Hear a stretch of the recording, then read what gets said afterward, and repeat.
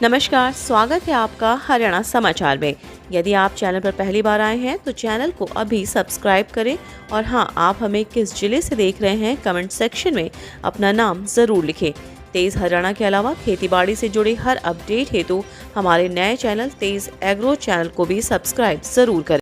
हरियाणा में नहीं थम रहा ठंड का सितम। मंगलवार की रात महेंद्रगढ़ में सबसे सर्द रही। 24 घंटे अधिकतर जिलों में 2 डिग्री तक पारा गिरा। हार्ड फोर्ड ठंड के चलते बड़े बुजुर्ग जहां घरों में ही दुबके हैं, वहीं पर परिजन बच्चों को लेकर चौकन्ना है। मगर संक्रांति के बाद आमतौर पर पारा बढ़ना शुरू हो जाता है, लेकिन हरियाणा में अब उल्टा हो रहा है। 31 दिसंबर को कड़ाके की ठंड के बीच रात का जो तापमान दर्ज हुआ था, मंगलवार रात को भी पारा उससे मिलता जुलता दर्ज किया गया है। सुबह के समय अधिकतर जिलों में घना कोहरा भी छाया रहा। सिरसा में कोहरे की वजह से 60 मीटर दूर कुछ भी दिखाई नहीं दे रहा था। हरियाणा के रोहतक जिले में एक व्यक्ति और उसकी पत्नी व भतीजे को दूसरे पक्ष के लोगों ने चाकू घोंपकर घायल कर दिया। गली में भैंसों को नहलाने को लेकर 2 परिवारों में विवाद हुआ। दूसरे परिवार के लोगों ने एकत्र होकर 3 लोगों पर चाकुओं से वार करने के बाद जमकर मारपीट की। हमलावर परिवार की युवती ने खुद अपनी रसोई से चाकू लाकर अपने पिता व भाई को दिए। हमले में गंभीर रूप से घायल महिला व चाचा भतीजे का पीजीआई में उपचार चल रहा है।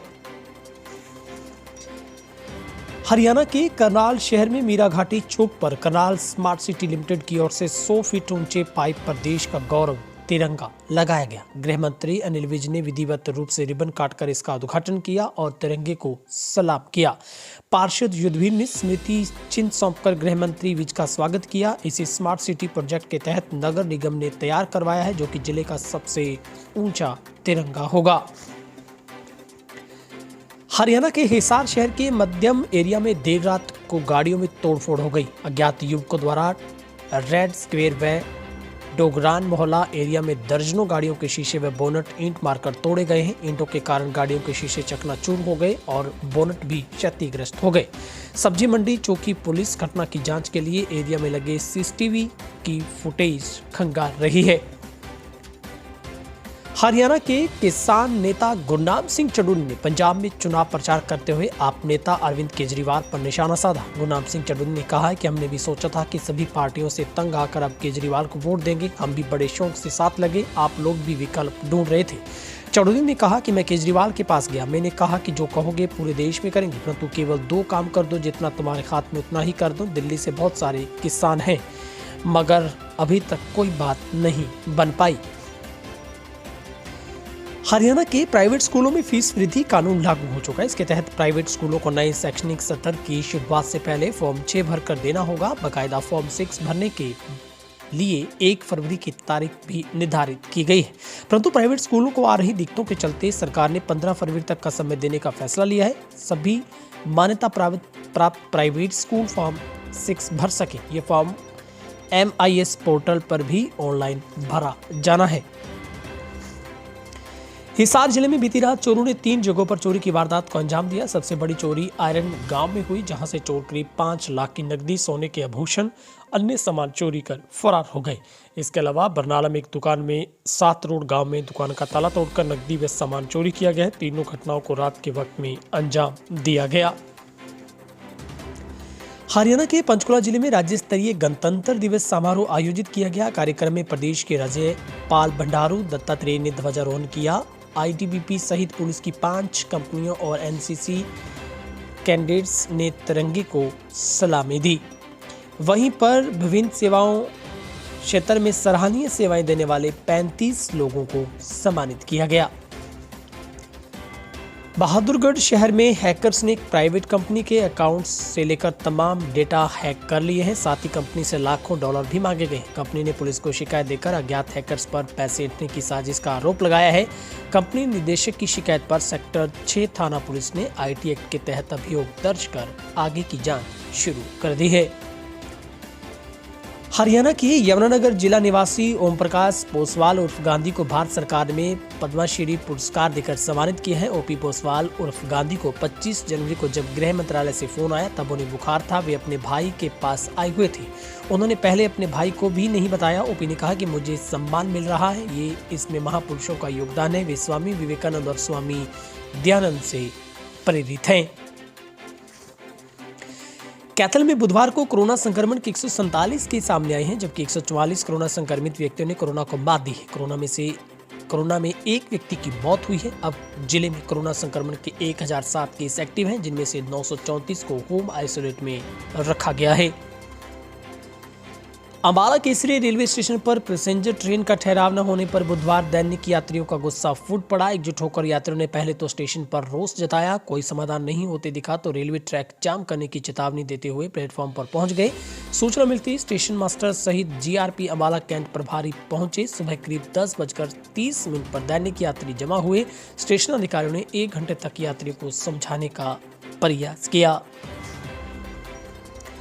हरियाणा के गृह मंत्री अनिल विज ने गणतंत्र दिवस पर प्रेस वार्ता कर 5 राज्यों के चुनाव और कांग्रेस पर शब्दों से निशाना साधा। पंजाब में ईडी की रेड पर बोलते हुए कहा कि यदि पंजाब सीएम अपनी जगह सही है तो ईडी को जांच में सहयोग करें, चीखना चलाना बंद करें। उन्होंने 5 राज्यों में बीजेपी की सरकार बनने का दावा किया। पूर्व सीएम भूपेंद्र सिंह हुड्डा पर निशाना साधते हुए बोले कि उनके राज्य में पूरा काम दबा दिया जाता था। हमने हर आवाज को तवज्जो देते हुए जांच करवाई।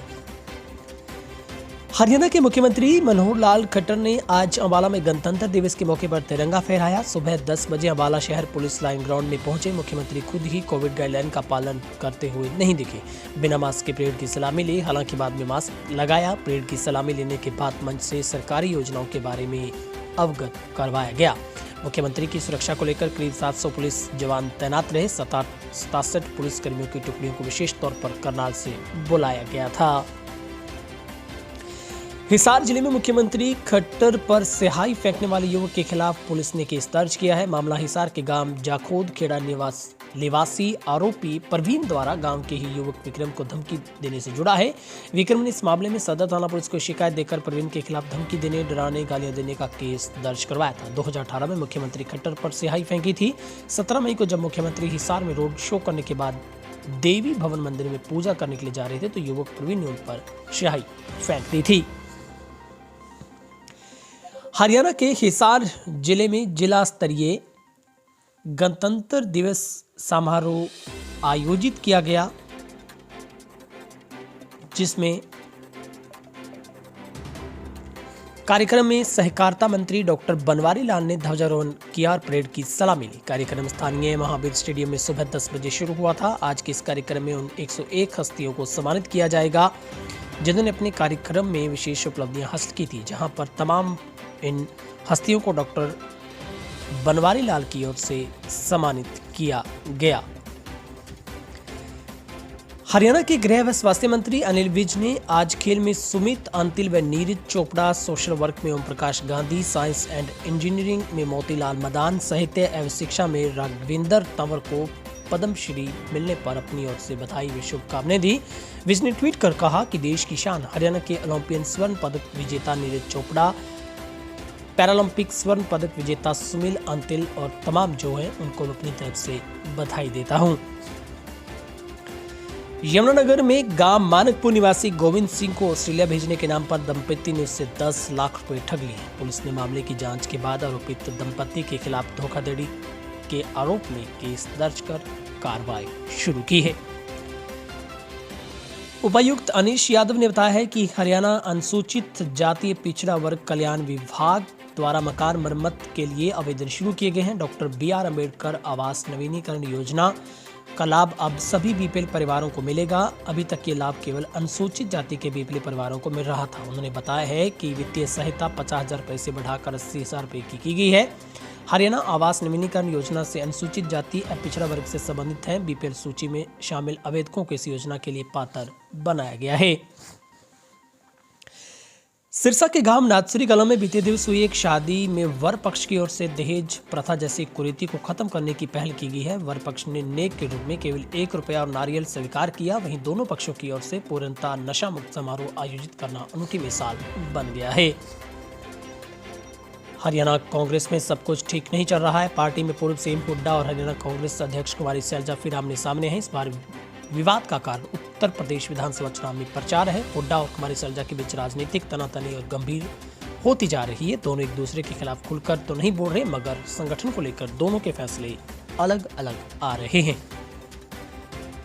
इलाहाबाद के विधायक अभय सिंह चौटाला ने बुधवार को इलाहाबाद हल्के के विभिन्न गांवों का धन्यवादी दौरा किया। इस दौरान उन्होंने ग्रामीणों की समस्याएं जानी, उनका निदान करने का आश्वासन भी दिया। इस मौके पर पत्रकारों से बातचीत में कहा कि चौटाला ने कहा कि सरकार ने फैसला लिया है कि जिसकी 2 लाख इनकम होगी उसे पेंशन देनी होगी। पेंशन देने का काम चौधरी देवलाल ने शुरू किया था और इन्हें लोग चौधरी देवलाल का लगाया हुआ पौधा है।